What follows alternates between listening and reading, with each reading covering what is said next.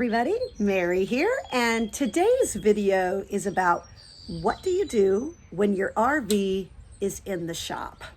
So we bought a brand new RV and I really didn't think this was going to be an issue for a while, but apparently it's happened a little earlier than we expected. And a friend asked me this question just the other day, so I thought it might be a really good topic for this week's video. So as you know, we bought a brand new RV. But you know what? Anytime you have a new vehicle, a new home, a new RV, there are always going to be a few little things that need to be worked out of it, right? That just weren't noticed in the building process. And for us, it was our large rear window. So we have the 355 MBQS, that's the Jayco Eagle. And it has a large back window that sits right behind that queen size sofa. And it had a little leak, so we took it in when we needed to get our recall notice things taken care of. Thought we had it fixed, had it back for a couple of more days. Big rainstorm came through because it is that time of year in Indiana. And sure enough, the leak continues. So we took it back to the dealership and we're getting it fixed. Now, this particular time, because it was the second attempt to get it fixed, the dealership was really committed to making sure that we make sure this thing is fixed right. So they told us that they weren't exactly sure how long it would take, that they were going to do a really deep look at this window, and if necessary, they would order a new window to install. But as I'm sure all of you have heard more than once in the past 18 months, due to COVID, their supplies are a little bit on back order. So they said if it does result in having to have a new window installed, that they weren't exactly how long it would take them to get us that new window. So this brings me to today's topic, which is what do you do when you're living full time in your RV and your home now has to go to the shop to have something fixed? So I wanted to talk about just a few possibilities of things that you can do, and then I'll finish up with what we are currently doing in our situation. So the first thing is insurance, right? Make sure your insurance is going to cover these types of things. So we have Good Sam Elite membership, and with that membership, there's a $500 stipend where if your RV is in the shop for any period of time, you can use that $500 stipend to cover the cost of hotel expenses. You do have to pay in advance for the hotel. Just in full disclosure, you would put that on your credit card or pay for it out of your pocket.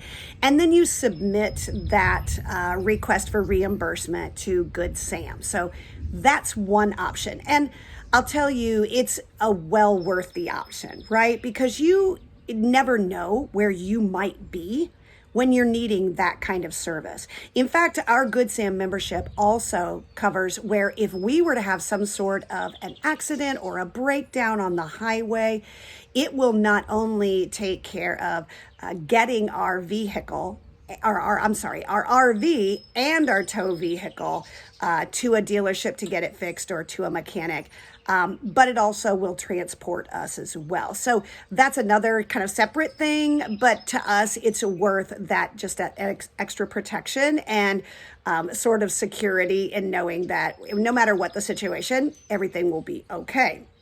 So that's the first option. Make sure you have insurance that will cover those types of things.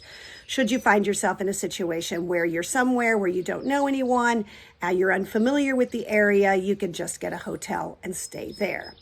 The second thing that you can do is, and I'll be honest with you, we have not done this, but we have heard of it happening, where when you take it someplace to get it fixed, sometimes the mechanics will actually let you stay in the RV. You do have to obviously evacuate when they're having to work on it, but if they're just storing it and they're having to wait on parts, for example, some places might actually let you do that in their parking lot and stay in your RV until those parts come in. So that's an option. I don't know that I'd call it a great option. It actually would be more beneficial, in my opinion, with a towable vehicle like we have, if you were getting your truck worked on, for example. Maybe them allowing you to park your RV in their parking lot and stay in that while the truck is being fixed.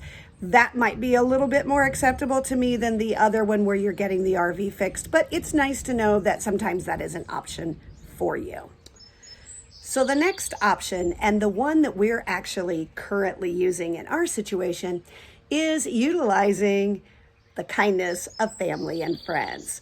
And for us, this actually was the perfect scenario because we were staying in our home state of Indiana when this issue was discovered with the window. We actually were planning to bring our RV up to my mother-in-law's property, which is a rural area that you can see behind me. And we were going to stay here for a few weeks while we prepared her for a move to a new residence location. So what we did in this instance was we actually just left the RV to get it worked on, and we just came up here, and instead of staying in our RV in her driveway, instead we're just staying in the house with her. When we have family in other locations around the country, we have family in Florida, family in Tennessee, family in Texas, family in Massachusetts. We just have people all over the country, quite frankly. So that's a really viable option for us, is just making arrangements to stay with them if we ever need work done on the RV. So I just wanted to share that that's how we were handling it. And it really is a viable concern. If you're living full-time in an RV and the only home that you have to sleep in is the one you're towing behind you, whether it's your tow vehicle that needs work done on it or whether it is your RV, it can be concerning to know, what am I going to do in that situation? And my friends asked me when I told them that the RV was in the shop, they were saying, what are you doing? Where are you living? So I just wanted to sort of give you this short update on how we're handling the situation when our RV is getting work done on it, and give you some thoughts to think about as you prepare maybe for full-time RV living and wanting to know what you might do in this situation. So the three options that I provided today are that Good Sam insurance. We have that elite membership, as I mentioned, that would cover the cost of hotels, which could be really convenient when you're on the road and in places where you don't know anyone. The second one is that option of being able to stay at the dealership or at the mechanic's location if you're getting your tow vehicle, and in some instances, even your RV worked on. And then the third one, which is the one that we're using right now, is just taking advantage of the kindness of family and friends to be able to stay with them short term while those little things are being done on your RV. One thing I would suggest to you, though, is if it is requiring parts. So we knew that we were going to be at my mother-in-law's anyway, so we just told them, decide what needs to be done, and we'll figure out the rest once we know that direction. So that was the reason we went that way. Now, I will tell you that we will be vacating my mother-in-law's home starting next week. And so whether the RV is fixed or not, if they had to order parts, we are going to take possession of our RV. We will make sure that the leak is dealt with while we're in it. And then as soon as the parts come in, we will schedule an appointment to take the RV back, get the window installed in a single day, and then take the RV back. So that's another thing that you might want to consider is if there's a length of time where parts are going to have to be ordered, if the RV is livable, then I say get the parts ordered, keep your RV so that you can live in it and be comfortable, return it to the dealership when those parts are in, and make sure that it's a scheduled appointment so you can do that the fastest way possible. So that's our experience on how we live when our RV's in the shop. Hope this was helpful to you. And as always, we are Hendrick Home on the Highway, and we will see you down the road.